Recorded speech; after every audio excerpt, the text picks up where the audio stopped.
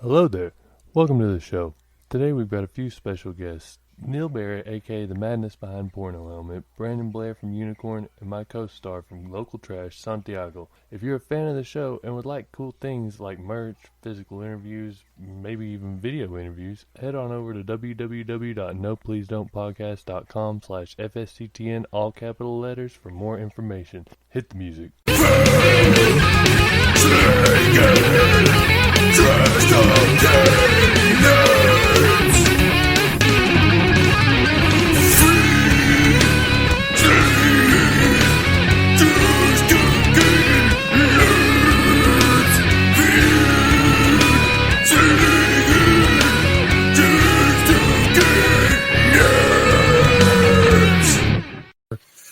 Stuff like that. Or like I've had groups of little Christian kids like running around in a mob looking for me to scream at me. I've had, the show that got shut down after 5 minutes was actually with Jucifer at a local place here in Lubbock.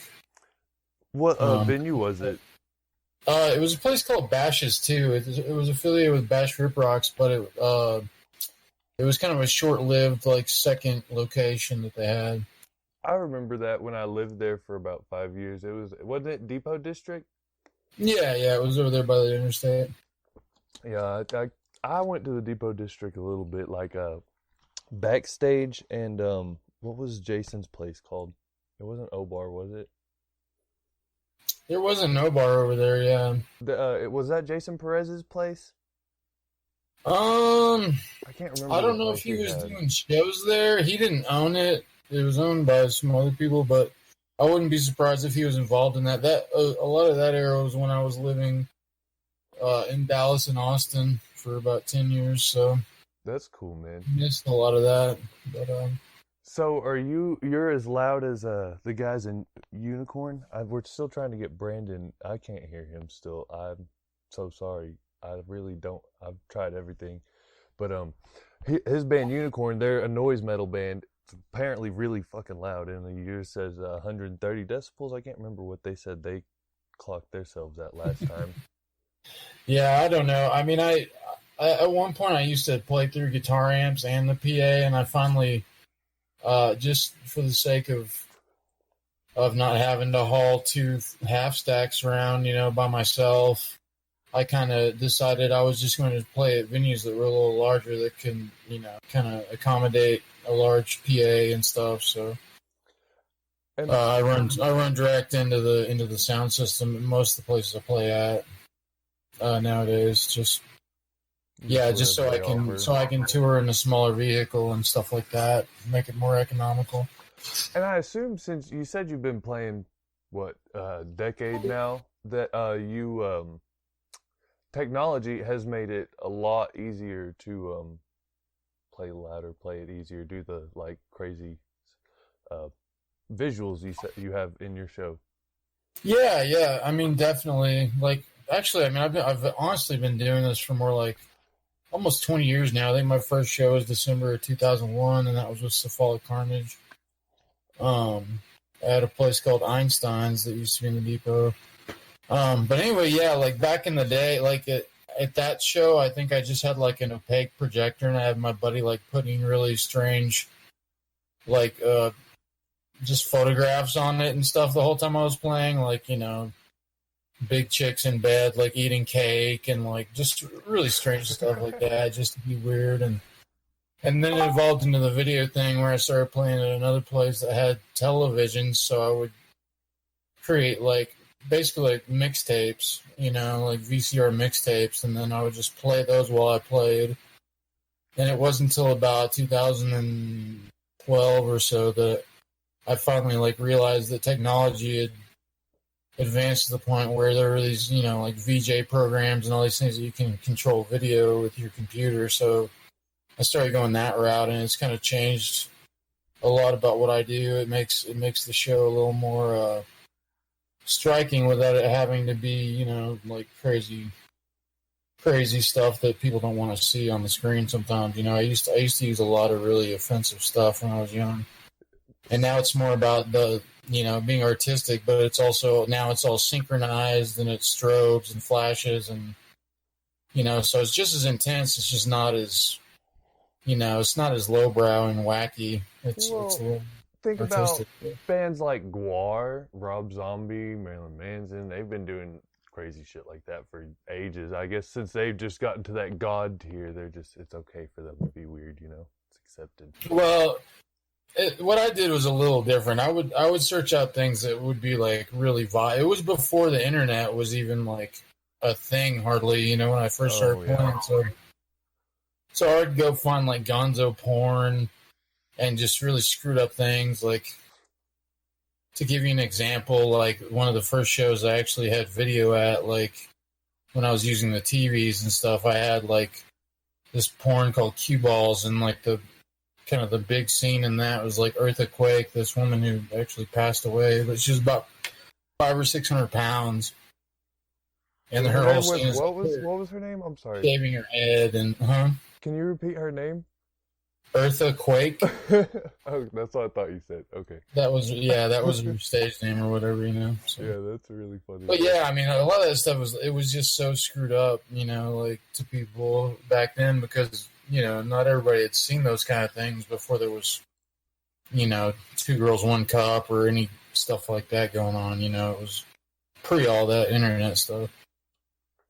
I mean, and we were just talking about it earlier, me and Santiago in our group chat, that being around since the internet like came to be, that you couldn't even like make phone calls anymore to get on the internet.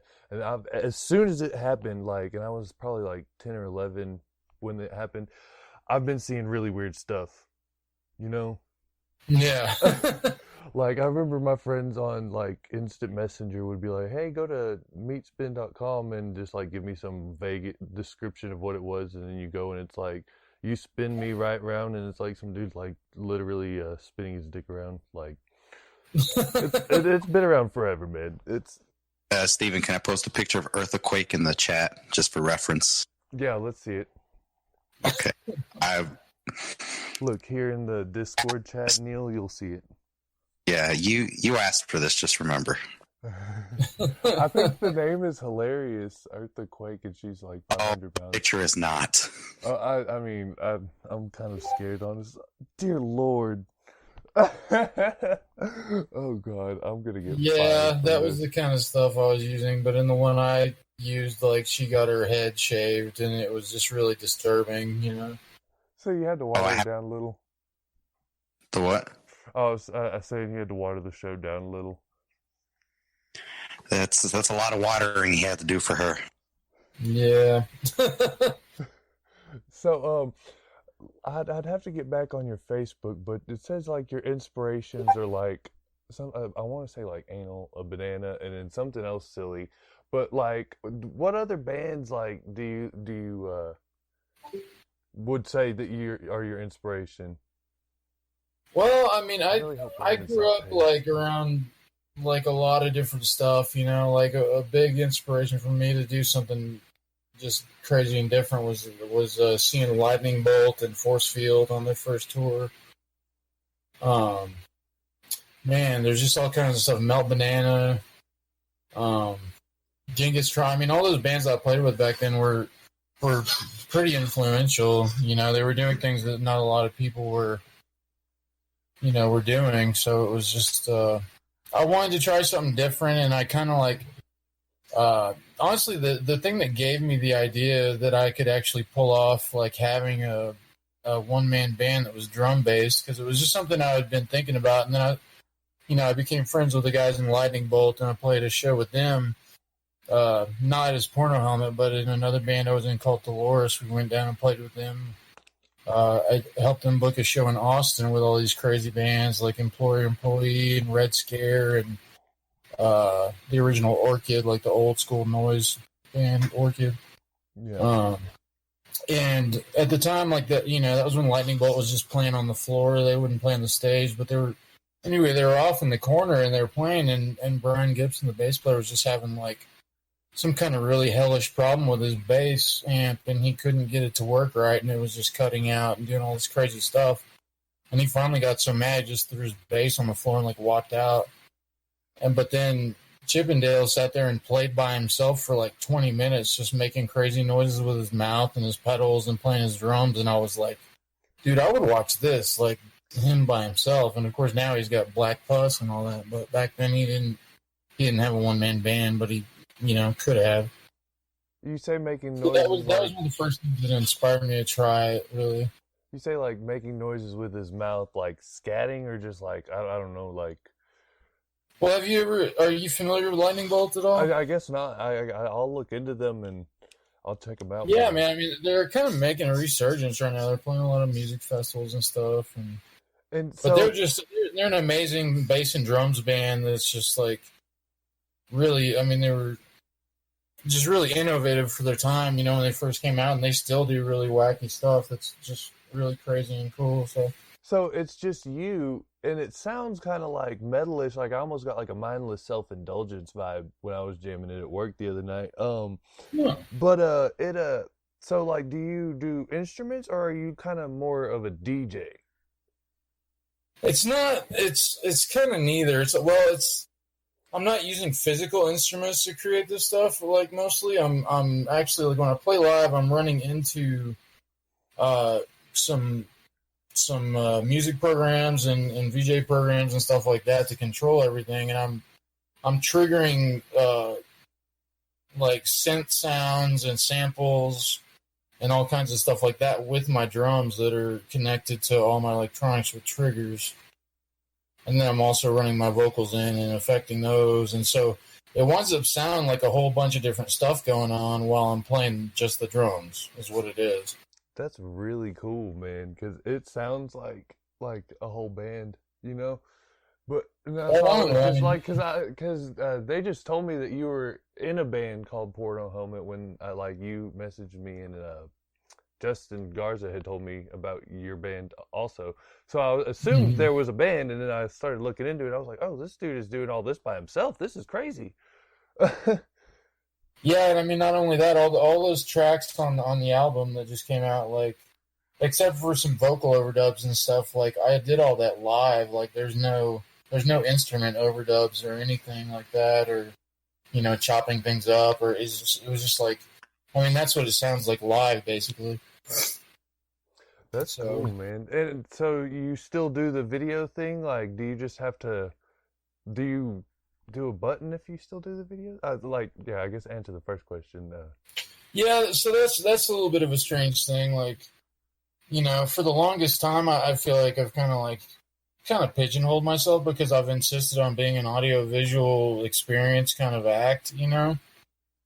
And so what I used to do back in the day was I would have all the video stuff I was using, and then I would, try and record the show live, like all the sounds of it, and then mix it to the video, and it was always like this nightmare of trying to put something together that was coherent, like to demonstrate like kind of what I did. And then finally I was like, you know what, screw it. Like if I'm ever going to, be able to fucking get my stuff out there, I've got to write an audio only record that's actually something that stands on its own without the visuals and that, portrays kind of what I do, what I'm saying? So it was a big step for me to sit down and actually like produce this album, like, because I didn't want to. I was like, what am I going to do? Like, put out a DVD or a Blu-ray, or like, what the fuck do people even, how would I, So I was like, screw it, I'm taking it back to the old school, and just like I wrote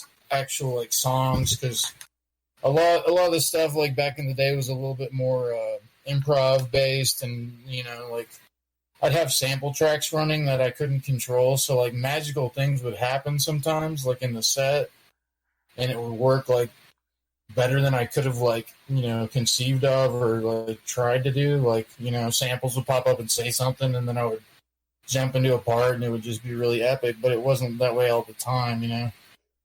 So I decided to sit down and write some songs that were like kind of traditionally laid out, like verse, chorus, verse kind of stuff that's like somewhat non-linear, like this more traditional songwriting. So yeah, I mean, that's kind of how Bangalore came about. Was I just finally was like, I got to make a record. I got to record something to send to people so I can get shows, and So would you, if I'm not saying you're seeking or anything,